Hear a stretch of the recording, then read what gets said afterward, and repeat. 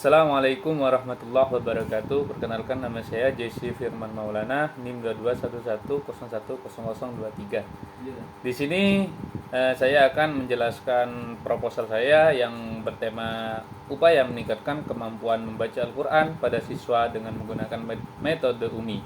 Nah, di sini latar belakang ini saya menjelaskan berdasarkan hasil observasi yang dilakukan di kelas 7 MIMA Salafiyah Syafi'iyah. Ditemukan bahwa sebagian besar itu siswa mengalami kesulitan dalam membaca Al-Qur'an maupun dengan baik maupun dengan benar sesuai kaidah tajwid. Kesulitan ini tidak hanya terlihat pada cara membaca huruf-huruf hijaiyah, tetapi juga pada penerapan hukum tajwid seperti mad, idgham, dan ikhfa. Hal ini berpengaruh terhadap rendahnya kemampuan siswa dalam membaca Al-Qur'an dan mengurangi minat mereka untuk belajar lebih lanjut. Nah, selanjutnya memasuki PPT kedua itu ada rumusan masalah. Nah, di sini rumusan masalah itu ada pertanyaan, bagaimana penerapan metode UMI dalam pembelajaran membaca Al-Qur'an di kelas 4 MIMA Salafiyah Syafi'iyah. Jadi UMI itu adalah salah satu metode dalam pembelajaran Al-Qur'an. UMI sendiri itu bermakna ibu, yang identik dengan sabar, tabah, dan lembut. Nah, dalam pembelajaran Al-Qur'an menggunakan metode UMI ini menyusun 3 prinsip, yakni mudah, menyenangkan, dan menyentuh hati. Selanjutnya kita memasuki slide selanjutnya. Nah, yang slide selanjutnya ini adalah tujuan penelitian.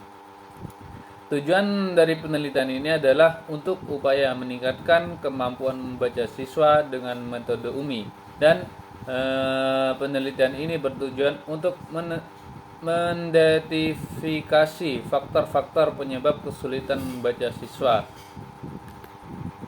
Selanjutnya kita akan memasuki metodologi penelitian. Metodologi penelitian ini menggunakan metodologi kualitatif, karena penelitian kualitatif ini adalah prosedur penelitian yang menghasilkan data deskriptif dalam bentuk tulisan atau ucapan dan perilaku yang dapat diamati. Penelitian kualitatif ini adalah penelitian yang menghasilkan penemuan yang dapat dicapai.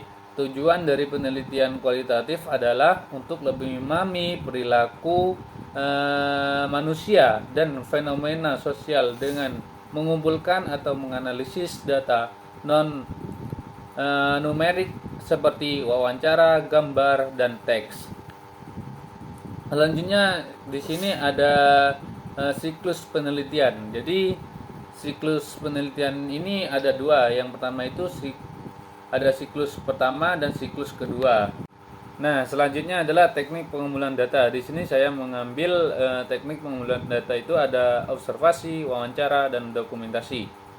Nah, kenapa saya kok ngambil teknik pengumpulan data, observasi, wawancara, dokumentasi? Karena observasi ini adalah teknik pengumpulan data dengan jalan pengamatan dan pencatatan secara langsung dengan sistematik terhadap fenomena-fenomena yang diselidiki.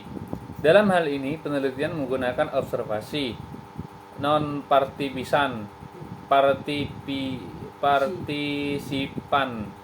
yaitu penelitian tidak terlibat dan hanya sebagai pengamat independen. Dan selanjutnya itu saya menggunakan wawancara, karena wawancara ini adalah pertemuan 2 orang untuk saling terbuka informasi dan ide melalui tanya jawab, sehingga dapat dikonstruksikan makna dalam semua topik tertentu. Penelitian ini menggunakan wawancara tidak terstruktur atau terbuka. Wawancara tidak terstruktur bertujuan agar peneliti dapat menggali data sebanyak-banyaknya sehingga tidak mengurangi informasi. Selanjutnya itu saya menggunakan teknik pengumpulan data melalui dokumentasi. Dokumentasi ini digunakan untuk mencari data mengenai hal-hal yang berupa catatan, transkrip, dan sebagainya yang terkait dengan penerapan metode UMI untuk meningkatkan kemampuan membaca Al-Quran siswa kelas 4 Mima Salafiyah Safiyah.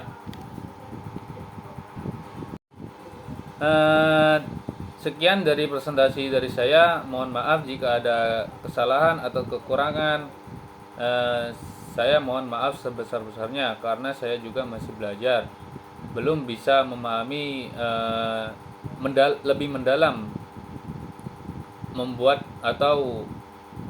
membuat proposal atau mengidentifikasi masalah ini. Terima kasih. Saya akhiri. Wassalamualaikum warahmatullahi wabarakatuh. Waalaikumsalam.